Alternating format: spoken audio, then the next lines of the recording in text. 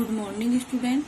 कल हमने अपना चैप्टर नंबर 5 चाय की कहानी उसके क्वेश्चन आंसर किए और इन क्वेश्चन आंसर को आपने अपनी नोटबुक में भी कंप्लीट कर लिया होगा और इन क्वेश्चन आंसरों को आपको याद भी करना है।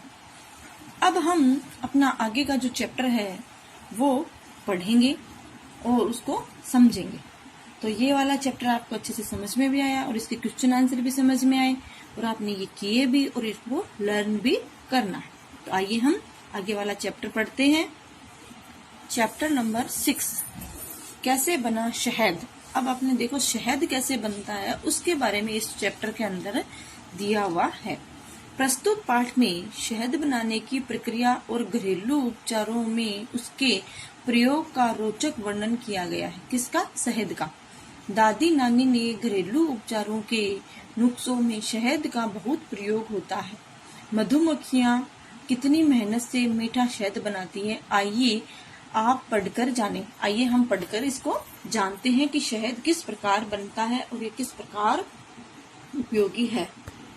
देखिए पाठ स्टार्ट करते हैं। गरिमा जब शाम को पार्क में खेलकर घर पहुंची तो उसके गले में दर्द हो रहा था। एक लड़की है जिसका नाम गरिमा है और वो खेलकर, और कहाँ खेलकर? पार्क में। और कब खेलकर? शाम को घर पहुंचती है तो उसके गले में बहुत जोर से दर्द होने लगता है।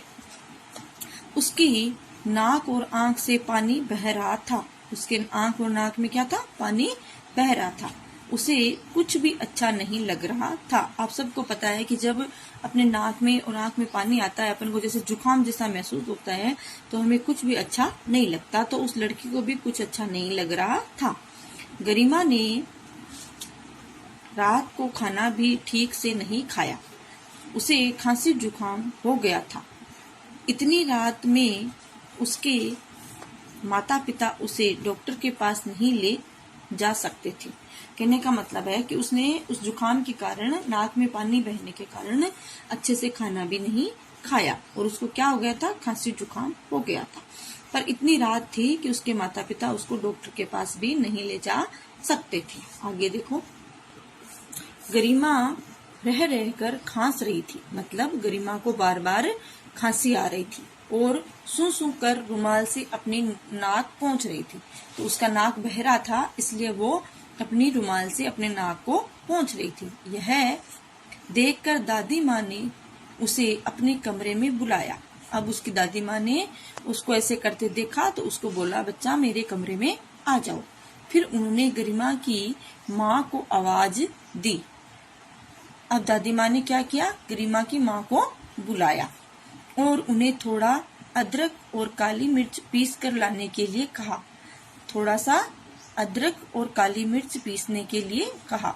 गरिमा की माँ एक कटोरी में अदरक और काली मिर्च पीसकर ले आई। उसकी माँ ने अदरक और काली मिर्च पीसकर ला दी। गरिमा रोने लगी। गरिमा है वो बच्ची थी तो वो रोने लगी। बोली, मैं मिर्च नहीं खाऊंगी। वो कहती है कि मिर्च है वो मैं नहीं खाऊंगी। दादी माँ ने कहा, गरिमा तुम्हें मिर्च बिल्कुल नहीं लगेगी, तुम खाकर तो देखो। कि गरिमा की दादी माँ ने कहा कि तुम्हें मिर्च बिल्कुल नहीं लगेगी, तुम खाकर देखो एक बार। यह कहकर दादी माँ ने अपनी अलमारी से एक शीशी निकाली। उसकी दादी माँ ने क्या किया? अलमारी है उसमें से एक शीशी है वो निकाली। गरिमा ने पूछा, दादी माँ यह क्या है? गरिमा ने दादी माँ से पूछा कि उस शीशी के अंदर क्या है? दादी माँ ने बताया, यह शहद है। दादी माँ ने कहा कि ये क्या है? शहद है। गरिमा ने पूछा, शहद क्या होता है? तो गरिमा ने दादी माँ से पूछा कि दादी माँ शहद क्या चीज होती है? दादी माँ ने कहा, यह मधुमक्खियों के छत्ते से मिलता है। कि ये शहद है और ये हमें मधुमक्खियां हैं उसके छत्ते से मिलता है। गरिमा ने फिर पूछा, दादी माँ मधुमक्खियां शहद कहाँ से लाती हैं? फिर गरिमा क्या है? बच्ची थी। फिर उसने वापस पूछा दादी माँ से कि दादी माँ मधुमक्खियां शहद है वो कहाँ से लाती है? दादी माँ बोली, शहद फूलों का मीठा रस है। शहद है वो फूलों का क्या है? मीठा रस है। मधुमक्खियां फूलों से रस इकट्ठा करती है। मधुमक्खियां हैं वो फूलों से रस इकट्ठा करती है और उसी से शहद बनाती है। मधुमक्खियां क्या करती है? पहले फूलों पे बैठती है, फिर उनसे रस लेती है, इकट्ठा करती है और उसी रस के द्वारा वो क्या करती है? शहद बनाती है। शहद ही उनका भोजन है। मधुमक्खियों का भोजन क्या है? शहद ही मधुमक्खियों का भोजन होता है। इसे इकट्ठा करने के लिए ये दूर दूर तक फूलों की खोज में चक्कर लगाती है कि शहद उनका भोजन है और वो इन शहद को इकट्ठा करने के लिए दूर दूर तक क्या करती है? फूलों की खोज के चक्कर में घूमती रहती है। क्या तुमने इनको फूल पर मंडराते हुए नहीं देखा? दादी माँ कहती है, क्या तुमने कभी मधुमक्खियों को फूलों पे मंडराते हुए नहीं देखा? हाँ, देखा तो है, गरिमा बोली। गरिमा बोलती है, हाँ देखा है।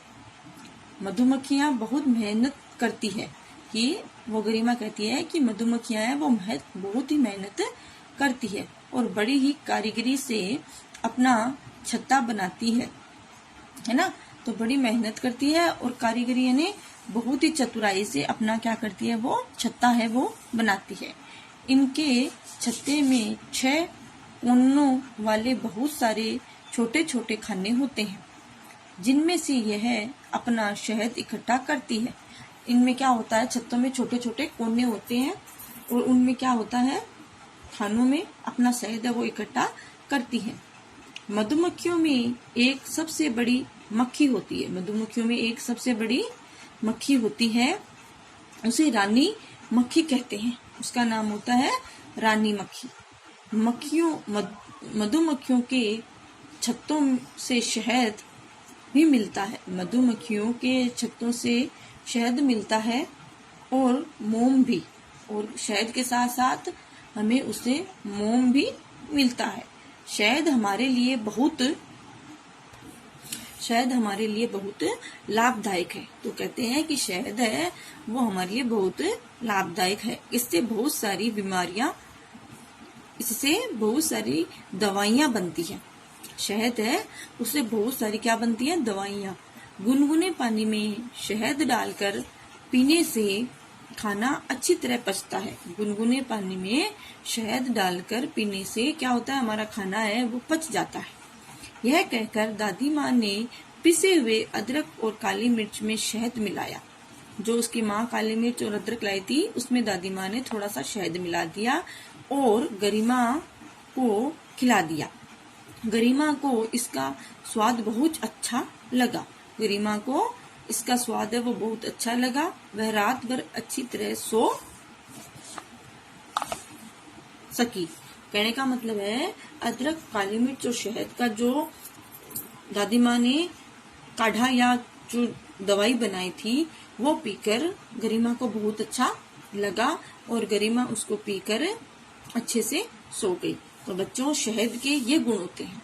तो आप भी अगर अपने घर में कोई बूढ़ा बुजुर्ग आपको कोई भी दवाई देता है तो उसके लिए आपको आनाकानी नहीं करनी चाहिए, आपको भी पीना चाहिए। तो ये अपना चैप्टर है वो आपको अच्छे से समझ में आ गया है। अब हम कल इस चैप्टर के क्वेश्चन आंसर है, कठिन शब्द है वो करेंगे। तो ये पाठ आपको दोबारा, ये जो चैप्टर है 6 वो आपको भी दोबारा एक बार पढ़ना है, इसको दोहराना है। तो आज के लिए इतना ही। Thank you.